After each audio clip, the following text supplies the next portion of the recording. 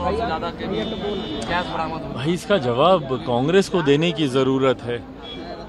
ये लोग जो विक्टिम कार्ड बात बात पर खेलते हैं कि विपक्ष के नेताओं को टारगेट किया जा रहा है, विपक्ष के नेताओं को ऐसा, विपक्ष के नेताओं को ऐसा, क्योंकि आपके यहाँ जब छापे पड़ते हैं तो ये उदाहरण के तौर पर ये चीज़ें सामने आती हैं। भाई वो अलमारियाँ जहाँ पे इतनी नकदी पड़ी है, कौन उसको झुटला सकता है? अभी तक उसकी काउंटिंग पूरी नहीं हो पाई। आखिरी जानकारी जो हमारे पास थी 290 करोड़ तक तो गिने गए थे, उसके बाद अभी भी कई बैग्स बाकी थे। तो ये जवाब कांग्रेस के नेताओं को देना होगा कि इतना कैश, इतनी नकदी कहाँ से आती है कांग्रेस के नेताओं के पास, और उस पर जब ये लोग विक्टिम कार्ड खेलते हैं तो ये विक्टिम कार्ड कहाँ तक जायज़ है भाई? जब आपके नेताओं के पास से अनअकाउंटेड इतना कैश बरामद होता है तो इसकी जवाबदेही भी आपकी बनती है। और उसके बाद ये विक्टिम कार्ड चलना कि भाई कांग्रेस विपक्ष के नेताओं को ही टारगेट किया जाता है, गलत है ये कांग्रेस के नेता है वहाँ पर जयराम रमेश, उन्होंने भी कहा है कि किसी भी तरह का कोई लेना देना नहीं और अपने आप को अलग दिख रहे, कांग्रेस पार्टी में से अलग दिख रहे। भाई ये पुरानी परंपरा रही है विपक्ष के नेताओं की कि पहले तो भ्रष्टाचार करेंगे और उसके बाद अगर उसमें कोई पकड़ा गया तो उससे अपना पल्ला झाड़ने का काम करेंगे। बट बहरहाल लिंक है नहीं है, ये तमाम चीज़ें जांच का विषय है और जांच में जो भी दोषी हैं कार्रवाई उस पर ज़रूर होनी चाहिए। ये छत्तीसगढ़ के पूर्व मुख्यमंत्री थे भूपेश बघेल, उन्होंने कहा है कि 3 राज्य में जो चुनाव हुआ है अभी तक मुख्यमंत्री कौन बनेगा या कौन बनेगा मुख्यमंत्री के तो अभी भी सस्पेंस चल रहा है। तो उसमें उनको किस बात की चिंता हो रही है भाई? आपको क्या लेना देना? जब मुख्यमंत्री के नाम की घोषणा, जब चयन होगा, भाई एक डेमोक्रेटिक प्रोसेस के पालन में समय तो लगता ही है ना।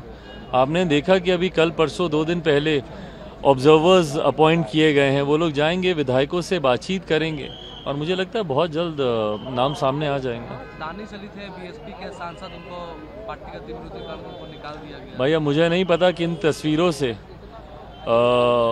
बहन मायावती जी परेशान हुई हैं, क्या कारण रहा। उनके पार्टी का अपना इंटरनल मैटर है, उनके पास पूरी स्वतंत्रता है किसको वो अपनी पार्टी में रखना चाहें, किसको नहीं रखना चाहें। बट हाँ, जो कारण सामने आए हैं पार्टी विरोधी गतिविधियों को लेकर, संभवतः अगर उसमें कोई सच्चाई होगी तो ये फैसला लिया गया होगा। इंडिया अलायंस की मीटिंग से पहले ममता बनर्जी ने पीएम को पत्र लिखा है और 18 से 20 तक मिलने का समय मांगा है। अच्छी बात है, मिले।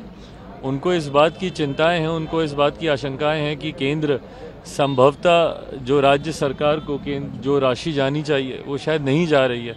इसको लेकर ममता जी चिंतित हैं। ज़रूर मिले प्रधानमंत्री जी से। मेरा विश्वास है मेरे प्रधानमंत्री पर कि किसी भी राज्य से उन्होंने कभी भी दलगत राजनीति के आधार पर कभी भेदभाव किया नहीं। अगर उनकी जो भी आशंकाएं हैं, शिकायत हैं या परेशानियां हैं, उसको ज़रूर दूर किया जाएगा।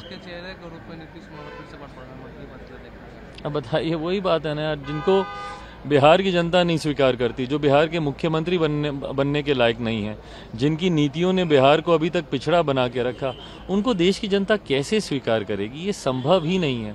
शक्ति प्रदर्शन या प्रधानमंत्री जी को चुनौती देने के लिए ज़रूर ये बनारस जा रहे हैं, पर बनारस के लोगों को जवाब भी तो दें कि कौन सा बिहार मॉडल लेकर आए हैं, हत्याओं का कि भ्रष्टाचार का, या शराबबंदी के बाद भी यहाँ पे बिकने वाली शराब का?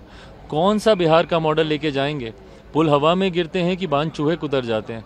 कौन सा मॉडल बनारस की जनता को ये बताएंगे और उसके सहारे देश की जनता को ये विश्वास दिलाएंगे कि बिहार मॉडल के सहारे देश आगे बढ़ सकता है?